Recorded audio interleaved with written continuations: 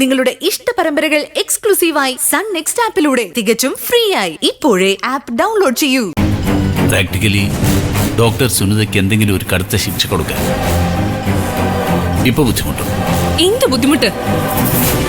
ഞാൻ അവരെ സസ്പെൻഡ് ചെയ്തല്ലേ, എന്നിട്ട് ഡാഡി അവരെ വെറുതെ വിട്ടു. ഇൻസൾട്ടഡ് ആയത് ഞാനല്ലേ? ഒരാഴ്ച ലീവ് എടുക്കാൻ ഞാൻ അവരോട് പറഞ്ഞു. നിങ്ങൾ രണ്ടുപേരും പറയുന്നത് ശരിയാണ്.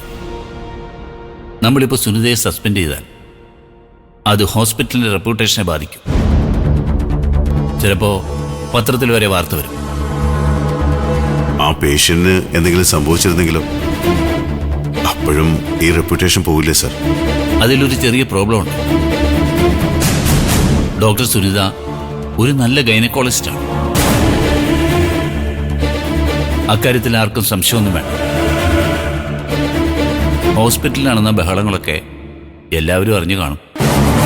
അതിനിടെ ഡോക്ടറെ സസ്പെൻഡ് കൂടി ചെയ്യാന്ന് വെച്ചാൽ ആളുകൾ പറയുന്നതാണ് ശരിയെന്ന് വരും.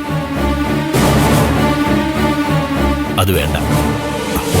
ഞാൻ എന്റെ അഭിപ്രായം പറഞ്ഞു എന്ന് മാത്രമേ ഉള്ളൂ. അല്ലെങ്കിൽ ഡാഡിക്ക് അവളോട് കുറച്ച് പാർഷ്യാലിറ്റി കൂടുതലാ. പലപ്പോഴും ആവശ്യമില്ലാതെ അവളെ സപ്പോർട്ട് ചെയ്യുന്നുണ്ട്. ഞാൻ അങ്ങനെ ആരെയും സപ്പോർട്ട് ചെയ്യുന്നില്ല.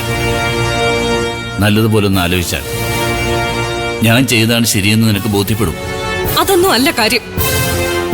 ഞാൻ അറിയാത്ത എന്തോ ഒരു സെന്റിമെന്റ്സ് ഡാഡിക്ക് അവളോടുണ്ട്. പലപ്പോഴും ഞാനത് ശ്രദ്ധിച്ചിട്ടുള്ളതാ. എന്നെ തോൽപ്പിച്ചതുപോലെയാ അവളിപ്പോ തലയുയർത്തി പുറത്തേക്ക് പോയത്. ഇതിന്റെ പിന്നിലെ സ്വാധീനം എന്താന്ന് ഞാൻ കണ്ടുപിടിച്ചോളാം.